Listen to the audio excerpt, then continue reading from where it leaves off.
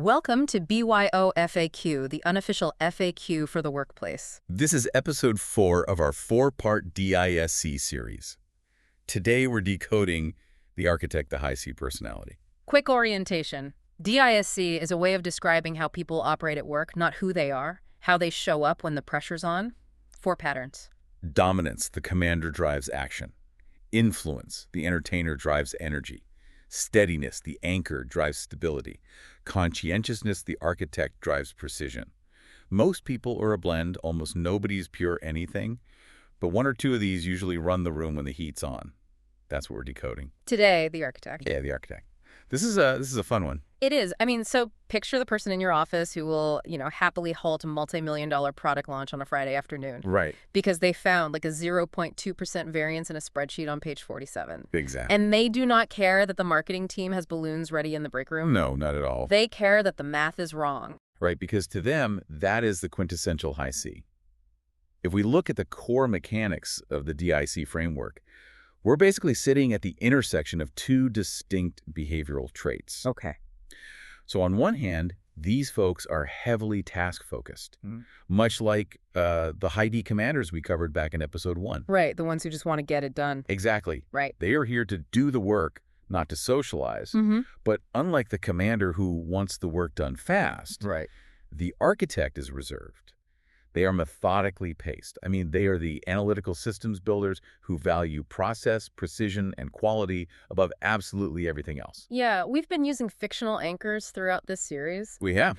And for the architect, there's really no better blueprint than Sherlock Holmes. A perfect example. Right, because when Holmes walks into a crime scene, he is completely indifferent to the emotional state of the room. Completely. He ignores the local police inspector. He doesn't bother with, a polite greeting or anything. No time for that. He just immediately drops to his hands and knees to measure the distance between muddy footprints or analyze the specific type of cigar ash left in the fireplace. And we really have to look at the mechanism driving that behavior. Okay. Because it isn't arrogance. Right. And it isn't a deliberate attempt to be rude either.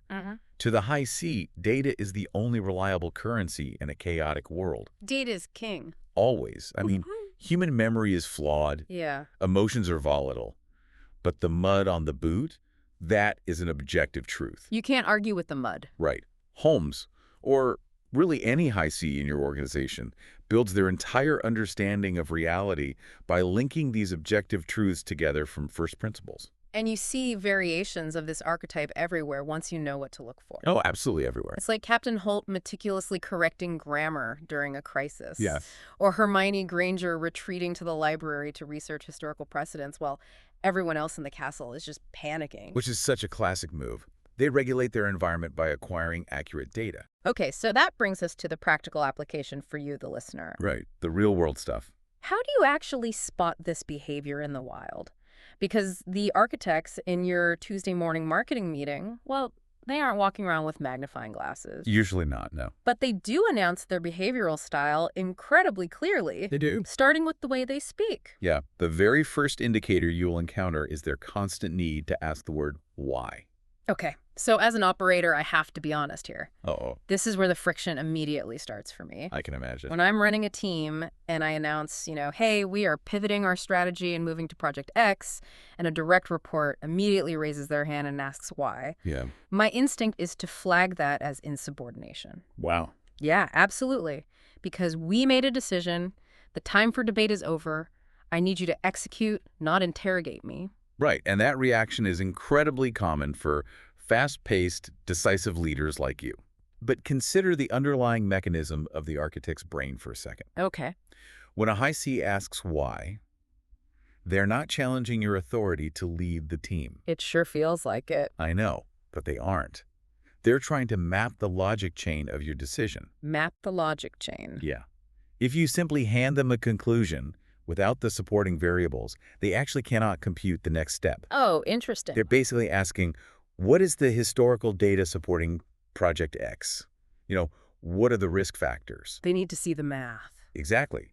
They have this deep-seated psychological need to verify the structural integrity of the plan before they commit their time to it. And when they finally do speak to that plan, the precision of their language is just unmistakable. Oh, it's surgically precise. I've managed folks who operate this way. If you ask them how a campaign performed, they won't say, like, it did great. No, great is too vague. Right. They will say the conversion rate increased by exactly 3.4%.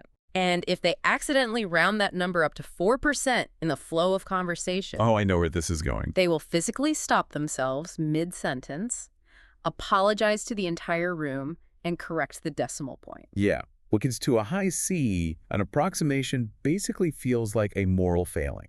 A moral failing. Wow. Honestly, yes. It leaves them vulnerable to being incorrect. And being incorrect is their ultimate fear. Interesting. You can hear this in their vocal delivery as well. How so? Well, their pacing is very measured and steady. They naturally speak with very low inflection. Not a lot of excitement. Right. A higher I entertainer uses vocal enthusiasm to persuade you to join their side. They're, hyping it up. Yeah, the cheerleader energy. Exactly. But the architect, they simply deliver the data. Believing the facts should be more than enough to persuade any rational human being. Then there is the infamous pause. Oh, the pause, yes. You ask a high C a complex question in a meeting, and you are met with, 3 to 5 seconds of dead air. Which feels like an eternity. It is agonizing. For a fast-moving style, standing in that silence, you start wondering if they even heard you. Or if the Zoom connection just froze. Exactly. But interrupting that silence is a massive mistake. Really? Why? Because that pause is their internal cross-referencing algorithm at work. Okay. They are rapidly sifting through variables, eliminating false assumptions, and basically composing an answer that is technically flawless. They don't want to wing it. Exactly.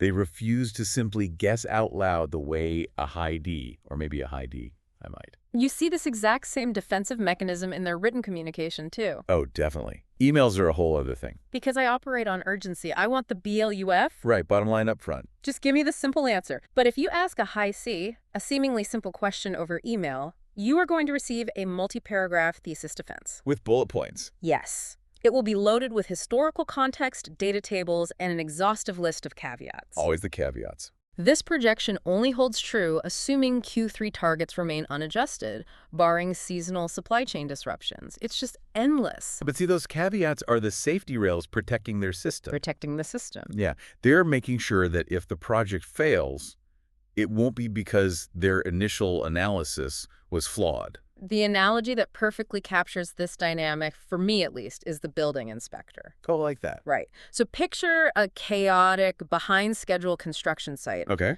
The foreman is screaming, the investors are demanding to see progress, and right before you are about to pour thousands of pounds of concrete. Here comes the architect. The high-C building inspector walks out with a little hammer and starts methodically tapping the foundation, looking for hairline fractures. Just tap, tap, tap. Yes. It completely halts the momentum. It drives the operators completely crazy. I love it. But they are doing it because finding that fracture today is the only thing that stops the roof from caving in and crushing everyone 6 months from now. Exactly. Because they prioritize a stable structure over a fast ribbon cutting every single time. Every time. And that methodical tapping brings us to the core of the DISC assessment. Yeah. Behavior under pressure. Right, because identifying an architect on a calm, sunny Tuesday is pretty easy. It is. The real test is what happens when that building is literally on fire. Right, so if the building is on fire, my operator instinct takes over. Which is what? You move, you kick down the door, you grab the nearest exit, and you figure out the details once you're safely in the parking lot. Just pure action. Exactly. But the high C's default response to pressure is the exact opposite of that. They hit the brakes. Violently hit the brakes, they slow down, they ask for more data, they request another round of legal reviews. Yeah. When the flames are licking the ceiling, they want to stop and check the fire extinguisher's expiration date. Which sounds absurd. And frankly, it gets people killed. Well, from a purely action-oriented perspective, that frustration absolutely makes sense. It's madness. But let's translate the high C's internal calculus during a crisis. Okay, decode it for me. To an architect, a fast, wrong decision is infinitely more dangerous than a slow, correct one. Think about it. If you grab the wrong type of fire extinguisher, say a water-based extinguisher for an electrical fire, you don't just fail to put out the fire. You blow up the entire floor. Exactly, you blow up the floor. In their mind, incompetence in a crisis is the ultimate sin because it multiplies the catastrophe. So they demand more data to eliminate the risk of making an incompetent choice. That's it. But in modern business, you almost never have perfect data. Rarely. And if the situation is entirely ambiguous, if there's no precedent and a decision simply has to be made in the dark, they hit a wall. They do. That is the threshold for severe analysis paralysis. They just freeze up. A high C will completely freeze. They will endlessly loop through the inadequate data because committing to an unverified path feels deeply irresponsible to them. And that paralysis often triggers intense interpersonal conflict with the rest of the team. Oh, definitely. But conflict with a high C looks completely different than conflict with any other style. It really does. You have to imagine yourself in the hot seat here. Okay. You are sitting in a conference room. Your heart rate is at 120. You are sweating. Sounds intense. You have just spent 45 minutes viciously arguing with the high C over a project timeline, tearing apart each other's assumptions. You are emotionally exhausted and furious. Right. And then the meeting ends. The high C closes their laptop, looks at you with a perfectly blank expression and asks, "Do you want to go grab a sandwich at the deli?" Yes. And you feel like you are losing your mind. You're thinking, we were just at war. How can you possibly want to eat lunch with me? Because to the architect, you weren't at war. We weren't. No. They debate the data, not the person. They divorce emotion from logic entirely. Okay, so it's just math to them. Exactly. To them, you two just spend 45 minutes solving a highly complex math equation together. The variables were debated, the optimal timeline was calculated, and the technical issue was settled. Since the logic is resolved, why would there be any lingering emotional tension? They are genuinely confused if you remain upset. Completely perplexed. And that emotional detachment is actually a massive tactical advantage in a crisis. Provided you have the time. Right, provided you have the luxury of time to debate the data. Yeah. But it creates a very specific operational reality for you as a listener. If you are managing, delegating to, or reporting to a high C, you cannot force them to operate at breakneck speed without breaking their internal system. No, you can't. You have to learn the care and feeding of an architect. Yes, and it begins with how you initiate communication. Okay, what's the first step? The cardinal rule of working with a high C is to send the data first. Okay, so do not ambush them in the hallway. Never ambush them in the hallway. Like if you run up to a high C at the coffee machine and enthusiastically pitch them a brand new idea saying, "Oh, this new campaign is going to be amazing. It's going to change everything." Oh, no. You will be met with a cold, blank stare. Absolutely, because emotional enthusiasm does not compute as evidence for them. Right. When you ambush them, you are demanding an immediate reaction without giving them the variables to process. Which stresses them out. Exactly. Instead, send them a pre-read document 24 hours in advance. Let them retreat to their desk and process the information in isolation. Let them digest it. Yeah. Then, when you finally meet, don't pitch the excitement. Walk them through the logic chain. Show your math. Show your math. I like that. And delegation requires the exact same level of precision, right? It does. Because as an operator, my instinct is to hand a project off quickly. Like, I might hand a dashboard to a direct report and say, "Hey, take this and make it better." Oh, boy. For me, better just means cleaner, faster, get it done so we can look at it. And when you say that to a high C, you've just triggered a system crash. A system crash. Yeah, because better is a subjective, aesthetic opinion. It is not a quantifiable metric. Right. What does better even mean? Exactly. If you tell an architect to make a dashboard better, they might disappear for a month and completely rewrite the underlying code base. Oh, wow. Just to optimize the processing speed by a fraction of a millisecond. Yeah. When all you really wanted was like a different font color. So you have to give them the exact box to play in. The exact box. You say, "I need this report to include Q1 and Q2 data formatted for the executive team with a margin of error under 2% delivered by Thursday at noon." Perfect. You define the parameters, the constraints, and the quality standard. Right. And once you hand them that perfectly defined box, you walk away. You don't hover. You do not hover. You do not ask for daily status updates. Because hovering breaks their concentration. They are deep in the flow state of building the system. Right. And trust me, if they hit a wall or find a variable that doesn't align, they will absolutely come and find you. Now, this precise communication style also creates a massive landmine when it comes to performance reviews. Oh, huge landmine. If you sit across the table from a high C and say, "You are moving too slow and it's frustrating the rest of the team," Yikes. You haven't just offended them, you have guaranteed they will dismiss your feedback entirely. They will completely throw it out. Why? They dismiss it because slow is an unquantifiable opinion. Right. And frustrating the team is an emotional state, which to them is totally irrelevant to the accuracy of their work. Wow, okay. If you need to course correct a high C, the feedback must be data-driven and focused on systemic impact. Systemic impact. Yeah, you frame it as a process optimization. How does that sound in practice? So you tell them, we need to engineer a better way to balance speed and accuracy in our deployment cycle. Your thoroughness is catching critical errors, but the current timeline is causing us to miss our launch windows by an average of 4 days. Let's look at the data and calibrate a compromise. That is brilliant. You frame it as a system problem to be solved rather than a personal character flaw to be ashamed of. Exactly. Keep the emotion out of it. Okay, now let's flip the power dynamic. Right.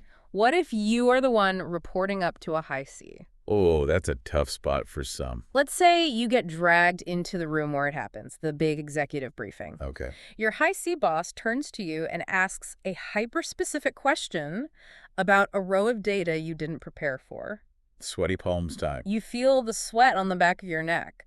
The instinct for a lot of people, especially if they lean toward influence, is to confidently bluff their way through the answer to avoid looking unprepared.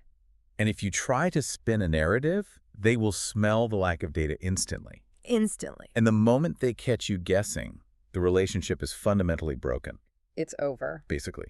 Yeah. A high C's trust is built entirely on competence and accuracy. Once you prove that you are willing to introduce unverified variables into their system just to save face, they will never fully trust your work again. So the absolute best thing you can do is look them in the eye and admit what you do not know. You say, I don't have the complete data on that specific metric in front of me. Rather than guess, I will pull the exact numbers and have a verified report on your desk by 3 p.m. And that response demonstrates a profound respect for the truth, Which is what they care about most. which is the exact trait they value most, yes. Yeah. You can even elevate that interaction by asking for their analytical perspective on the gaps. Like asking for their help. Yeah, you say, what other variables should I be factoring into this report before I bring it back to you? Oh, nice. They see the structural flaws that others miss, and they deeply respect someone who acknowledges their expertise. So that reliance on hard data over human emotion is exactly what saves the company in a crisis. It is. But it's also the very thing that alienates their team on a day-to-day basis. Sure. Their greatest superpower is inextricably linked to their biggest blind spot. And that duality is the defining characteristic of the architect. Let's examine those blind spots. Let's do it. We've talked about their tendency to fall into analysis paralysis. They fixate entirely on the cost of making a mistake. Right. But what they routinely ignore is the very real cost of a missed opportunity. Yeah, moving too slow. While they spend 6 months in the lab perfecting a product to ensure it has absolutely zero flaws, a competitor ships a good enough version and captures the entire market share. They also have a massive blind spot regarding morale. Oh, huge. They might design a perfectly efficient, logically flawless corporate restructuring plan, entirely blind to the fact that the cold implementation of that plan is going to demoralize the workforce and cause their best talent to quit. Because logic doesn't account for human exhaustion. No, it doesn't. There's also the danger of isolation. Because they process best alone, they often retreat into the mines to solve a problem and fail to bring the team along for the ride. Just disappear. Yeah, and by the time they emerge weeks later with a perfectly engineered solution, the client's parameters might have completely changed. Ouch. They built a flawless bridge to a destination no one is traveling to anymore. Right. Furthermore, they instinctively lead with criticism. Yes, they do. When you proudly present a 90-page proposal, their eye instantly locks onto the single formatting error on page 12. And they point it out immediately. Immediately. Not to hurt your feelings, but to fix the system. Which can be incredibly draining for the people working around them. It can. But if you look at the other side of that exact same coin, those hypercritical, slow-moving traits fuel an undeniable, irreplaceable superpower. They prevent catastrophic disasters. Yes. I mean, they are the architects of endurance. They are the lawyers writing contracts with absolutely zero hidden liabilities. Right. They are the software engineers writing code with zero hidden bugs.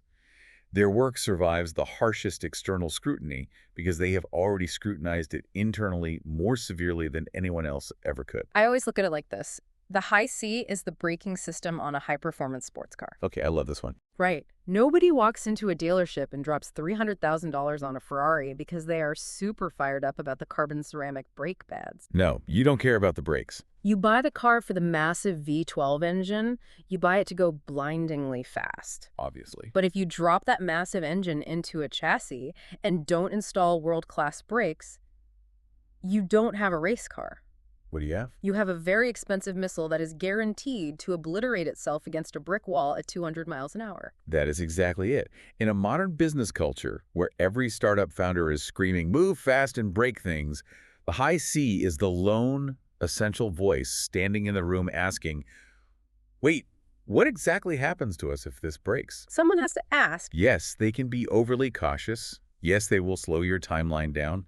But quite often, they're the only structural barrier standing between the company and total ruin. They are the safety net. You might deeply resent how long it takes them to methodically weave that net while you're waiting to perform. But the moment you lose your balance and fall off the tightrope, you are incredibly grateful it's there. You really are. And understanding that necessity brings up a truly fascinating final thought to leave you with. Oh, let's hear it. Over this series, we have dissected the friction between these styles. Right. We've seen how the rapid-fire commander frustrates the methodical architect and how the enthusiastic entertainer exhausts the steady anchor. It's all friction. If friction is the problem, what happens if you simply remove it? What if you built a company entirely staffed by high-C architects? Wow. Complete analytical purity. Exactly. No drama, no shouting matches, no emotional ambushes in the hallway. You would engineer a culture of perfectly peaceful, logical meetings. You might achieve absolute harmony in the pursuit of perfection. That's kind of nice. That team of pure architects would sit in the lab and build a completely flawless, objectively perfect system. But the catch is... The catch is that the flawless system would never actually ship. No. It would sit in the lab forever, being endlessly refined and optimized, because there would be no high-D commander to aggressively force the launch, Right. no high entertainer to go out and sell it to the world, Yeah. and no high-S anchor to compassionately support the human beings doing the work. It is the ultimate paradox of building a team. The interpersonal friction that you hate dealing with on a Tuesday morning is the exact same friction that you need to survive. Exactly. Diversity in these DISC styles isn't just some nice-to-have HR initiative. It is the fundamental mechanics of survival in business. You desperately need the engine to move forward, but you absolutely must have the brakes to survive the corners. The magic and the survival of the organization is entirely in the blend. That's it for this deep dive. Thanks for listening to BYOFAQ, the unofficial FAQ for the workplace. Keep observing, keep questioning, and we'll see you next time.